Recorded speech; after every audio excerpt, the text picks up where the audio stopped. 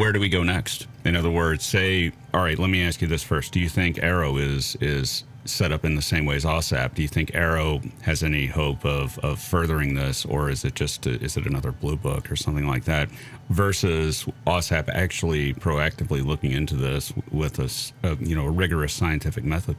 Well, AARO was set up under the auspices of the Undersecretary of Defense for Intelligence and Security.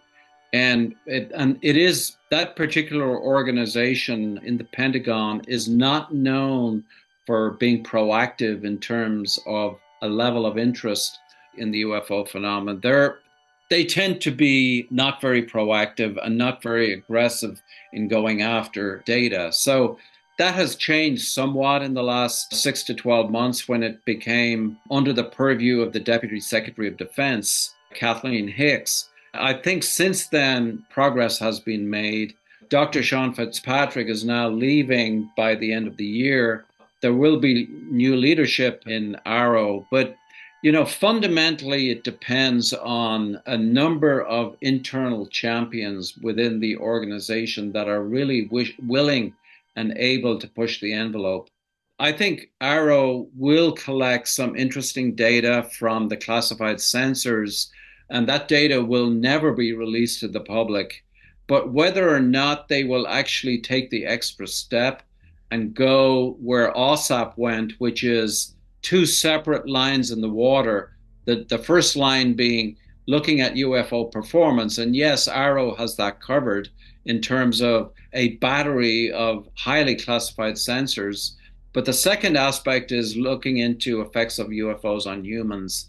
And that's where it gets very, very messy, where you're going to get a lot of bureaucrats at the USDI and in the Pentagon saying that all of these studies lie outside the purview of the Department of Defense, that some other organization should be studying it. But the problem is, if you ignore effects of UFOs on humans, you're ignoring a pretty substantial part of the picture.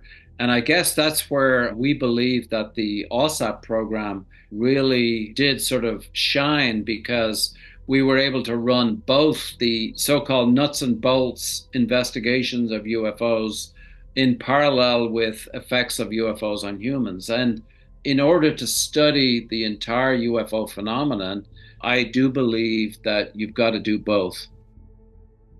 Views on private scientific probes into UFOs, and we have quite a few of them now. There's the Galileo Project, and we've got Gary Nolan at Stanford looking into the injuries and things like that. Do you think more fruit will come of that than trying to slam the government back into looking into this?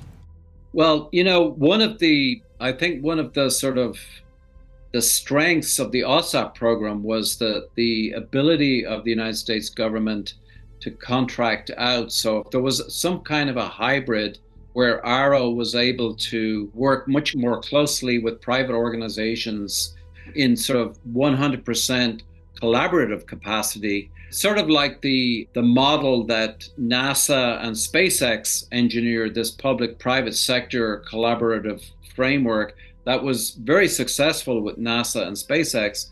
If something like that could be engineered over time with AARO and some of these private organizations, I think something could come out of it, because there is flexibility and innovation in the private sector that is just very, very difficult to replicate when you're 100% focused at the Pentagon.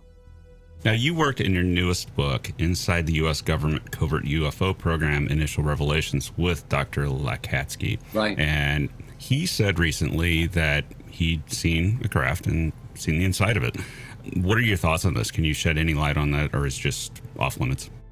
Well, I do know that when we were preparing this manuscript, and that section of the manuscript was sort of front and center, and we discussed it a lot, we submitted this manuscript to the Defense Office of Pre-Publication and Security, basically for permission to publish what was in it.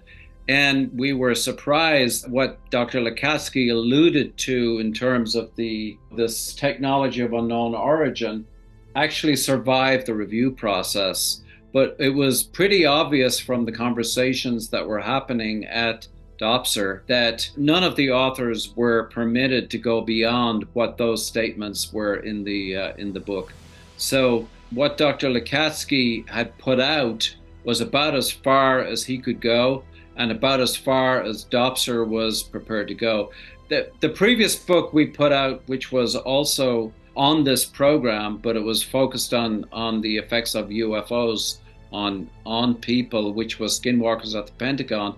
We went through the same process with Dopser, and Dopser really hacked that book up, because there was a lot of cases that we described that involved people who were still active duty military. So there was a lot of changes that were made with the Skinwalkers at the Pentagon book.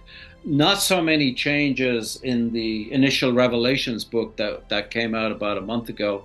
But in terms of what we can say, going beyond what Lukatsky had written in that book, I'm not at liberty to go beyond what was written in the book. A tale of two cases, two particularly compelling ones. One semi-old, one semi-new, both neither brand new. The first is the RB-47 case, made initially probably most known through the work of Dr. James E. McDonald, who was an atmospheric scientist looking into UAP.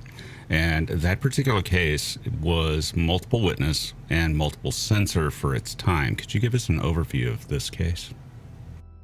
Well, yeah, that actually was one of the cases that we put in as a really good demonstration of what UFOs performance looked like all the way back in the 1950s. I believe it was 1957, but it was this RB-47 aircraft from the United States Air Force was equipped with electronic countermeasures gear.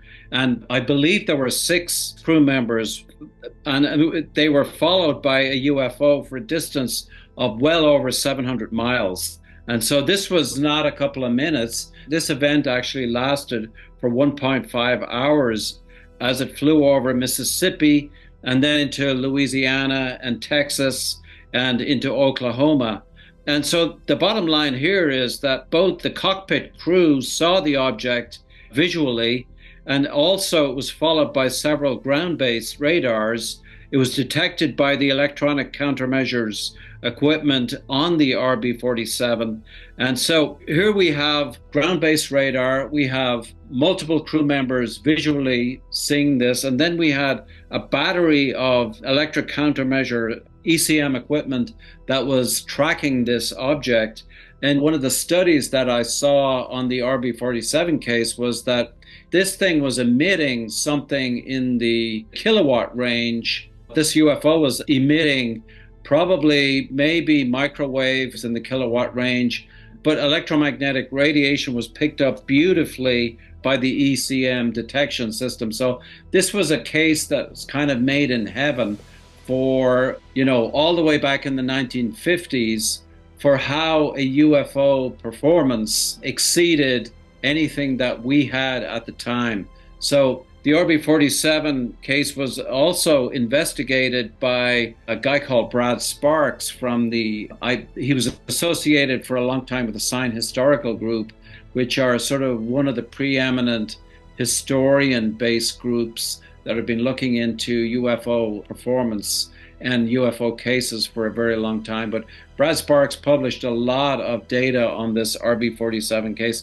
We would see it as being one of these sort of stellar, well-documented cases that go back all the way into the 1950s. And the reason that our book, Initial Revelations, focused on some of these early cases is that it was pretty obvious we're not talking about Chinese drones here. We're not talking about Russian sort of countermeasures. These are sort of UFOs that were documented a long time before the advent of Chinese balloons.